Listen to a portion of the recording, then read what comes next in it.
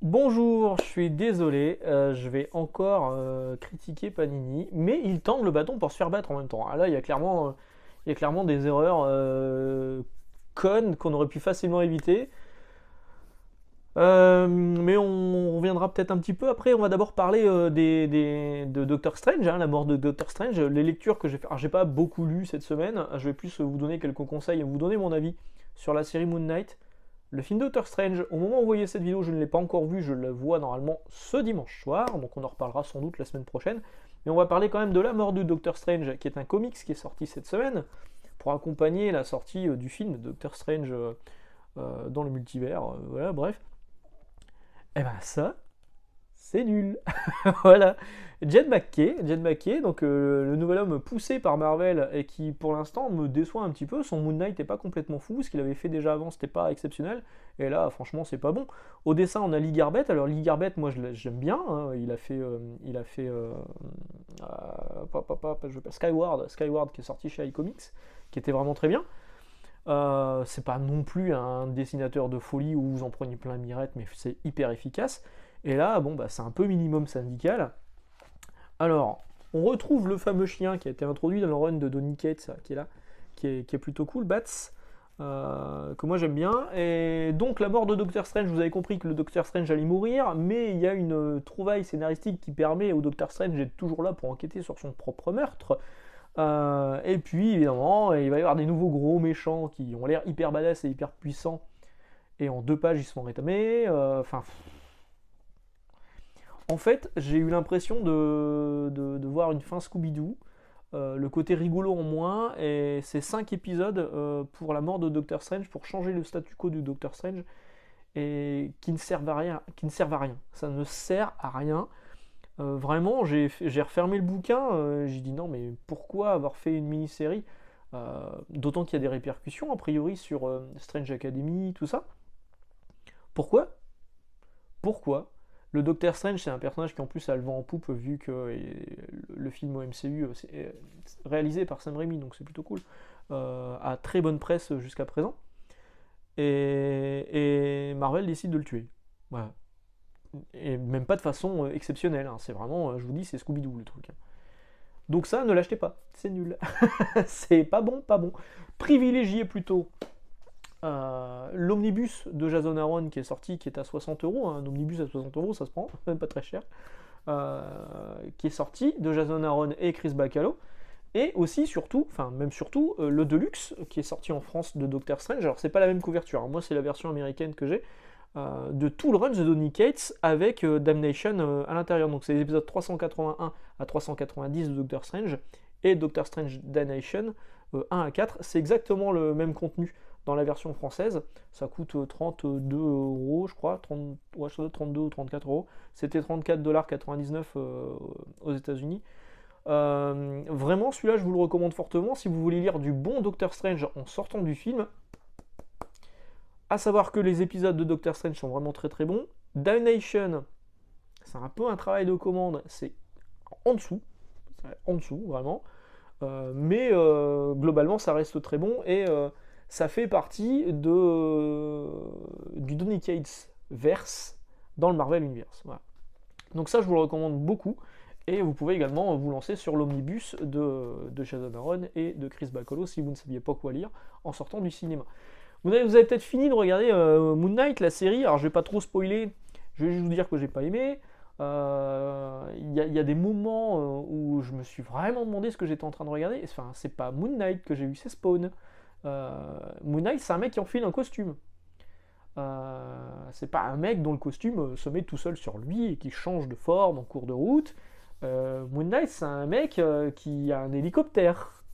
Voilà, enfin un avion en forme de lune. C'est pas un mec qui vole. Il y a quand même du positif, il y a vraiment du positif. Oscar Isaac est très très bon, la dualité des personnages, des personnalités sont vraiment très bonnes.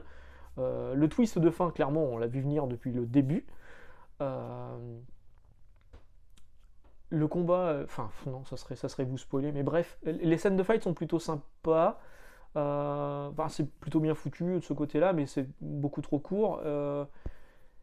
Et puis l'apparition d'une héroïne là, enfin non, non, non, non, non. C'est pas Moon Knight pour moi. Pour moi, c'est pas Moon Knight. Et tout ce que j'espère, c'est que cette version de Moon Knight du MCU, enfin du coup des séries télé de chez Disney+, ne soit pas transposée dans la nouvelle version de Moon Knight des comics, en fait. Ça me ferait chier. Ça me ferait chier que Moon Knight, soudainement, ait un costume sémiotique et puisse voler comme ils veulent. Non, je trouverais ça con. Bon, a priori, c'est pas le cas parce que la dernière série Moon Knight, elle est quand même grim and gritty. C'est-à-dire que le mec, il a une mission, voilà, une mission. Alors, pas une mission genre j'ai une mission, je dois faire ça. Non, c'est une mission comme être un missionnaire. Et il protège les voyageurs de la nuit. Et la dernière série, donc, elle est Jed McKay. C'est pas complètement fou, mais ça se laisse lire. Le dessin est plutôt sympa. À savoir que, bravo Panini, la version française qui vient de sortir est déjà en rupture de stock. Voilà. Et déjà en réimpression. Enfin, a priori, hein, moi quand je regarde dans la base des libraires, elle est en indisponible temporairement. Donc il faut attendre une réimpression chez Panini. C'est con, enfin, je veux dire, à quel moment les mecs se sont pas dit ça va cartonner, on va en sortir plus. Enfin, ça se vend sur la longueur cette série Moon Knight. Et là, elle est déjà indisponible quoi. On me le demande en magasin, il m'en reste un. Il m'en reste un, j'en ai commandé beaucoup plus. C'est ridicule de l'avoir sorti en si peu d'exemplaires. Bon, du coup, si vous n'arrivez pas à trouver ce Moon Knight là, qui, encore une fois, et j'en ai déjà parlé, est plus ou moins la suite de l'arc Age of Khonshu des Avengers de Aaron. Vous pouvez très bien vous reporter sur le Deluxe de Huston et Finch qui est sorti, donc ça c'est une version souple, 100% Marvel d'il y a une paire d'années, mais c'est la même chose. Donc c'est Huston au niveau du scénario, c'est très bourrin, et Finch au dessin c'est très bourrin aussi, mais c'est plutôt beau. Enfin du coup c'est un Moon Knight bien bourrin quoi.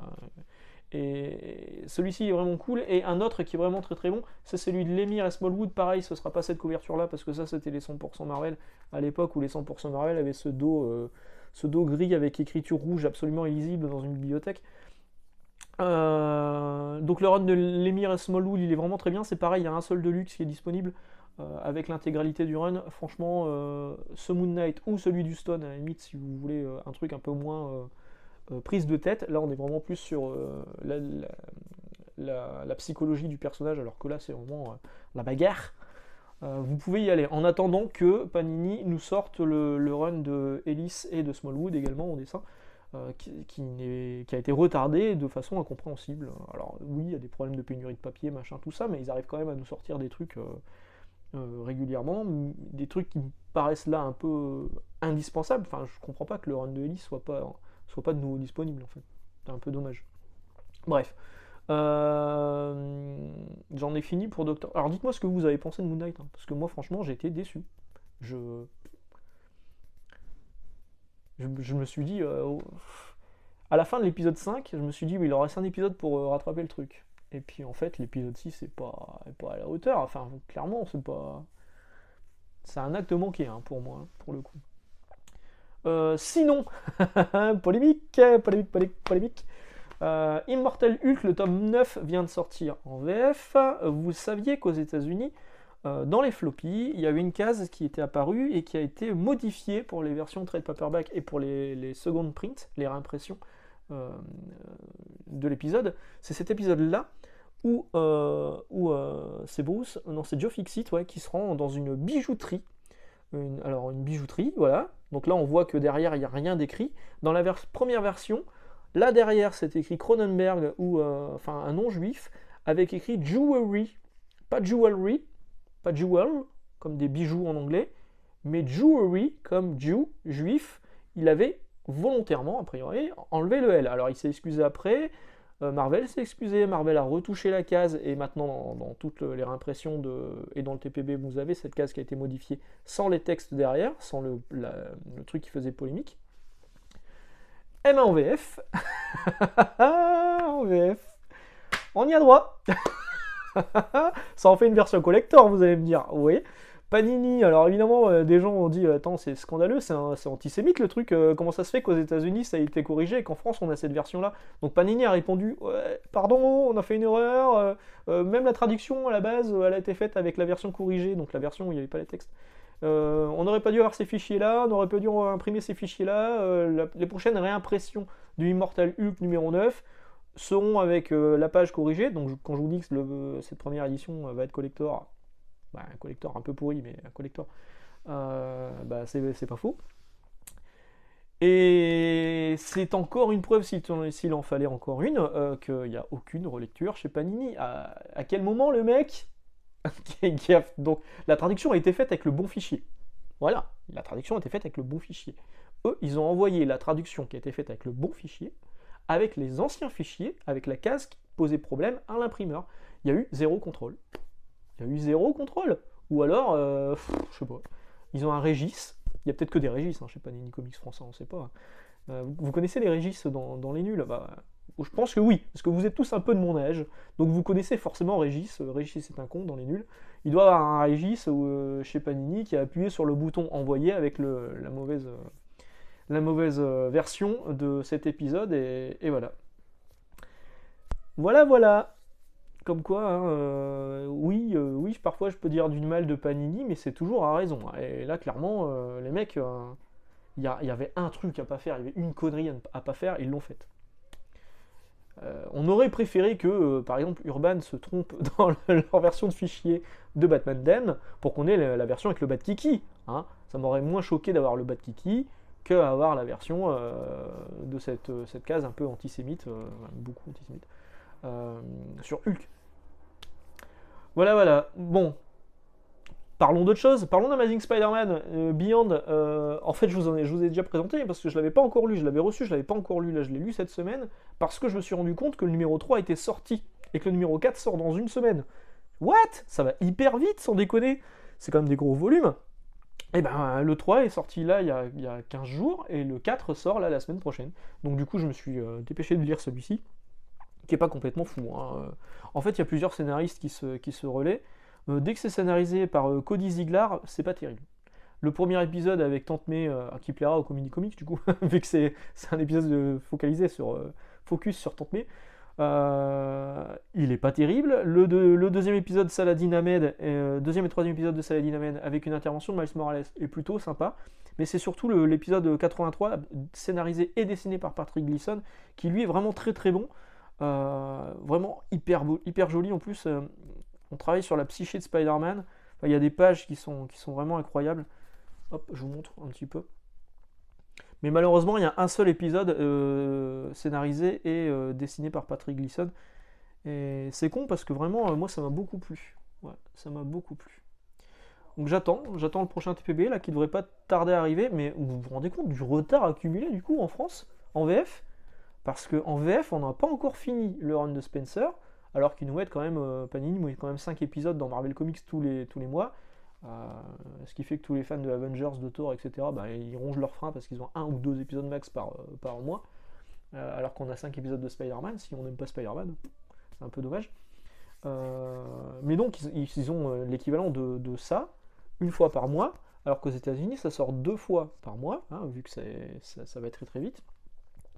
Et donc en France, on n'a pas encore fini le run de Nick Spencer, qu'aux États-Unis, on va déjà être la semaine prochaine au 4e TPB de la suite de la partie Amazing Spider-Man Beyond. Pas être pressé. Hein. Alors il y a des trucs qui vont plutôt vite, et ça c'est bien. Il y a des trucs qui sortent assez rapidement, c'est cool. Mais sur Spider-Man, là, le retard, il est quand même. En fait, je comprends toujours pas que.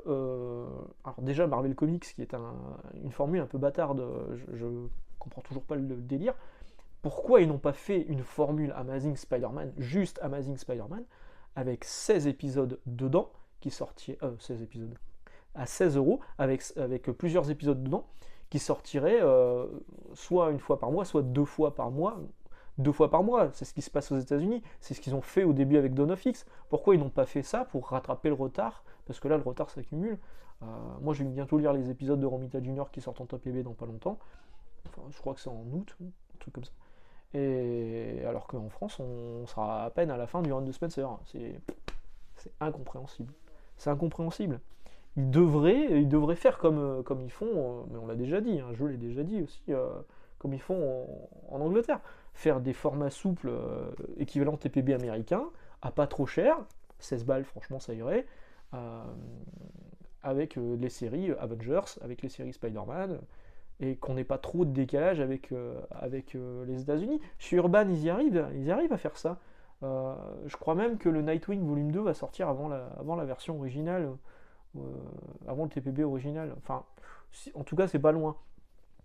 Et chez Urban, ils y arrivent, il n'y a pas de raison qu'ils n'y arrivent pas chez Panini, merde. C'est quand même Pardon, le merde est sorti tout seul. Mais c'est quand même le plus gros éditeur de comics en France. Et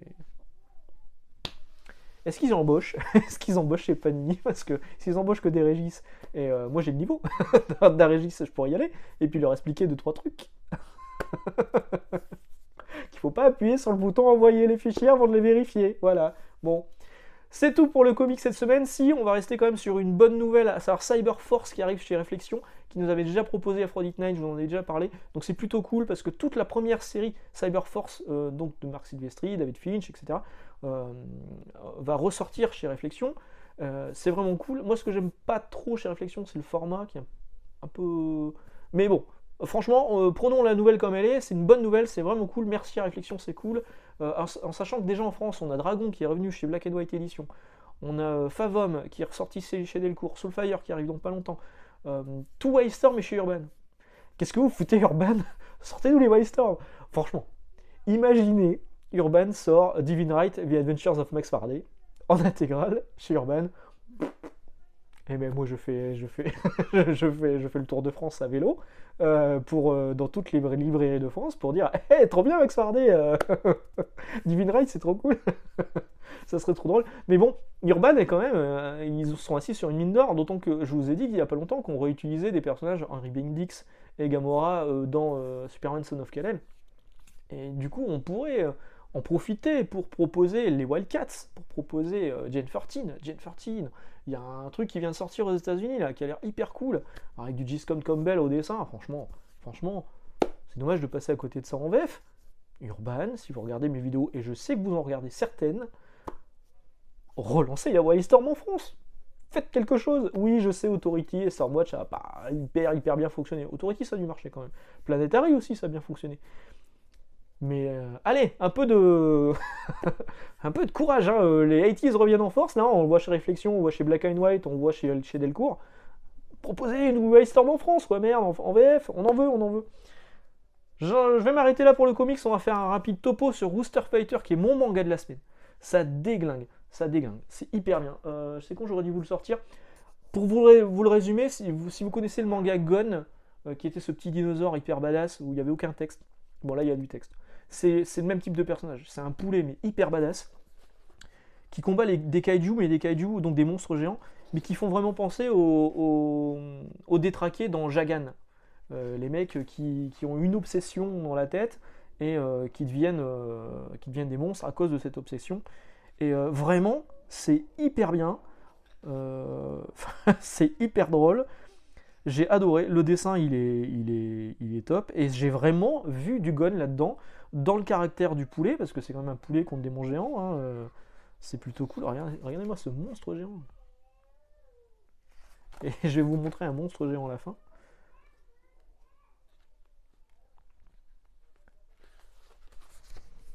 Il est classe aussi, celui-ci. Et non, vraiment, c'est mon coup de cœur manga de la semaine. Alors, ça se lit vite, hein, ça se prend pas la tête, c'est vraiment très bien. Mais 7,90€, une couverture qui brille comme ça. Édition limitée, ça sera que sur le premier tirage. Si vous aimez les mangas un peu what the fuck et si vous voulez passer un bon moment de lecture, clairement Rooster Fighter. J'ai adoré. Faut pas dire mieux, j'ai adoré. Je trouvais ça top. Voilà, sur ce, je vous souhaite une excellente journée, d'excellentes lectures. On va se retrouver mardi. J'ai pas encore de programme pour la semaine prochaine. On verra bien. Et le tout, c'est qu'il paraît qu'il va faire beau, donc mon programme sera peut-être d'essayer de sortir avec le fils. J'en sais rien. Et puis on reparlera de Doctor Strange la semaine prochaine. Ciao, salut.